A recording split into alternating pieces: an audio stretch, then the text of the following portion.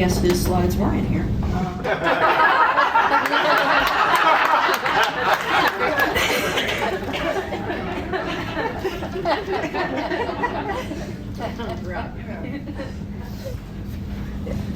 My time as a Transgender Teen. When you first saw that title, what was the first thing you felt? Or the first feeling that came to your mind? Was it pity, or sadness, or even anger? If it was, that's a little concerning. Maybe you should stop by a therapist after this. Or maybe when you read the title, you felt happy, excited, or maybe even a little curious. If you did, welcome. And high five.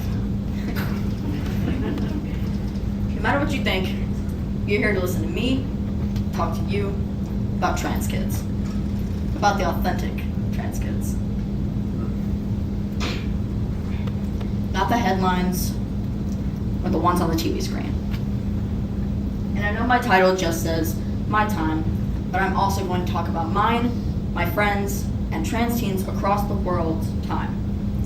About their and my own experiences growing up in this day and age as a trans kid. So, I was born in 2011 and grew up in South Louisiana, where football is everything and everywhere. Crawfish, if you didn't know, are delicious little bugs that live in the mud. And no matter what time of day it is, the mosquitoes will eat you alive. Oh, and the taxes definitely don't pay to fill those potholes. Seriously, it's like driving through a minefield. Now, I'm not going to stand up here and tell you, growing up, I never felt like I fit in. Because that has got to be the most cliche sentence I think I've ever heard. It is a true statement, though. So instead, I'm going to tell you my story through feelings, emotions, and facts. I grew up in an area where, if you asked the people what their first thought was when they hear the words transgender teen, their answer would be similar to, oh, you mean those furries trying to put litter boxes in school bathrooms? And yes, that is an actual story that's spread around in my area for like 2 months. Over the past 15 years, Louisiana has actually made it harder for transgender people to live, specifically transgender youth. Prejudice and bullying is at an all-time high in school systems. A reported total of 11 transgender women have been murdered. Students can no longer use preferred pronouns or names without parental consent. And Louisiana now bans gender-affirming care for minors. But I also grew up with amazing family and friends who were always there to support me, even if they didn't understand. On the outside, I was an active kid who loved art, biking, swimming, hanging out with my friends, and the ice cream place down the road. I mean, I was 10. But on the inside, I always felt like I was in a two-way mirror, or a giant bubble. I knew I was in it, but nobody else could see it. Like there was a constant dark cloud or misty smoke around me. It was hard to do anything without being constantly reminded that it was there. It's like feeling dull, or being different. Because I knew I was different. I just didn't know how to say it. I knew that when I walked through the halls, people would stare. It was because I was different. When I would walk through the halls and people would yell, "Emo girl!" it was because I was different. When I would walk through the halls, people would give me weird looks. It was because I was different. But, I mean, what is different? What made me so different from the rest of them? Maybe it was the cool style or the wicked hair. Maybe it was just as simple as the way that I walk. How I felt about it? Woo! Let me tell you how that felt. I felt like there was something wrong with me. I dreaded going to middle school every day because when I was there, I felt sad, hurt, angry, lonely, small, weak, and unlovable. At times, I felt like I did something to deserve it. Like I deserved to feel everyone else's pain. It felt like a nail gun going through my head, or a constant ache in my chest. Having to feel all these negative emotions from other people, I felt like a sponge, sucking in everyone's negativity and just holding on to it. I would come home every day and feel like I was dirty, like there was a thick layer of dirt that had built up on my skin, or like a slug the constant trail behind me.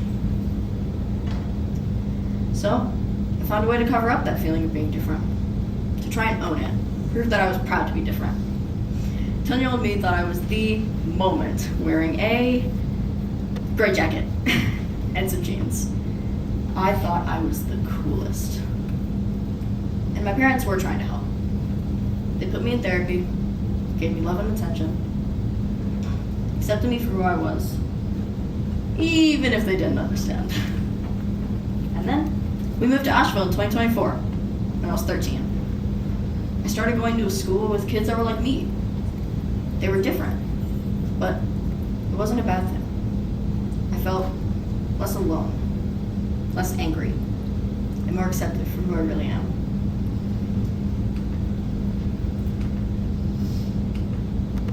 Okay. I'm Bryn Sides. My pronouns are they, them. I'm a proud trans kid who has friends and family to support me, love me, and help me feel like I truly belong. I know I'm loved, I know I'm not alone, and I know I will always have people by my side. But that's not the same story for all trans kids. It wasn't the same story for Marsha P. Johnson. She was one of the most famous trans women during the 70s and the 80s, and a very powerful career in transgender activist. You might recognize her as one of the many black trans women at the front of the Stonewall protests. Her speeches and protests carried a lot of weight to help move the fight for LGBTQ rights during her time, including a lot of other people. And honestly, she's my hero. I made this entire slide just for her. But even before her, transgender people were recognized. They were seen, and they were a part of culture. For example, some Native American cultures had two-spirited folks. They were seen as gifted and honored because they carried both male and female spirits. Often, they had important roles like like healers and medicine people. Then came the year 1492, the start of colonization. Native Americans fought to protect their land, but they ultimately lost. Over time, there was a rise of Christian-led residential schools that pushed very heteronormative roles of two-spirit folks, and ultimately tried to get rid of their culture as a whole.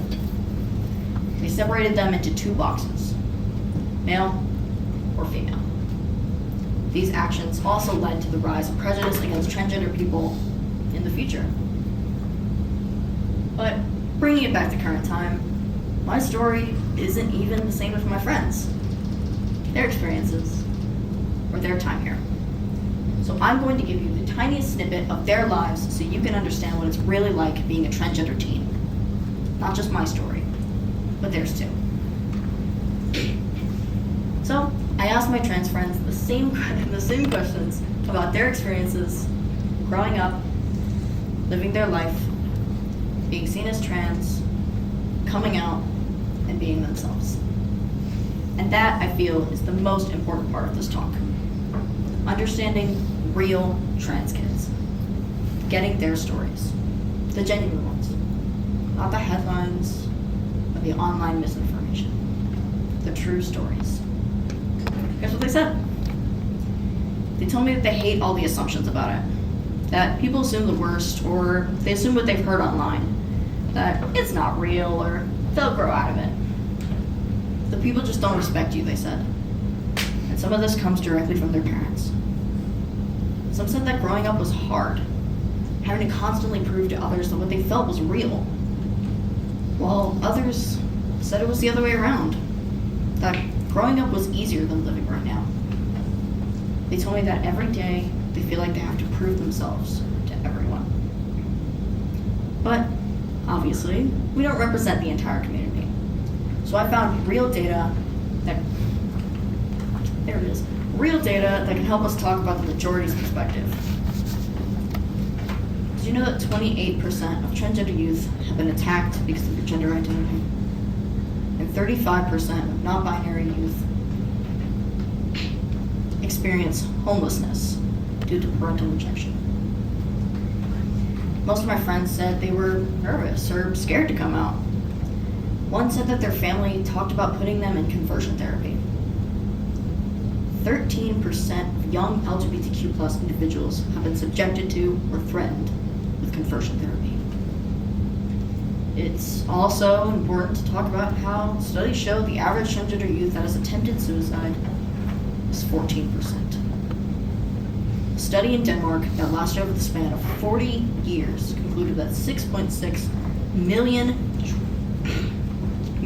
transgender people have attempted or have significantly higher rates of suicide compared to the population. But it's even more important to talk about how happy trans kids are when they're accepted, they're loved, when they aren't being judged or watched, when they can truly be themselves. My friends will truly tell you that. They tell you that spending time with the people who truly care feels comforting. Feels like a weight coming off your chest. You can sit in a room with people who understand you, people who won't blame you, people who accept you. The general love and acceptance from the LGBTQ community is so refreshing and wholesome, especially when some of my friends don't have accepting parents. Now, I don't know if my time out here tonight has changed your perspective on trans kids, or the suicide rate, or your emotions coming here versus leaving. Don't forget to visit that therapist. But there is one understanding I want you to walk away with. And it's that I am just a teenager. I'm 14. Yes, I'm trans. Yes, I have a lot of time left to be trans. Yes, my life is going to be harder because I'm trans. Yes, my life is going to be different from your son or your daughter. But I'm still just a teenager. I still go to school. I still get good grades. I still think about my future. I still do dumb teenager things. But I'm just a teenager. I do my research on these things to find ways to help my community. I don't tell you about the facts for suicidal teens because I want you to pity me or my friends. I do this to help other kids. I do this for the kids who can't tell their parents about wanting to transition. I do this for the gay kid in the back of the church. I do this for the runaways. I do this for my friends. I hope you leave here today understanding that trans kids are not just headlines. We're not a problem that needs to be solved. We're not statistics. We're real kids. We're strong, we're brave, and we're proud of who we are. Thank you, and thank you for coming.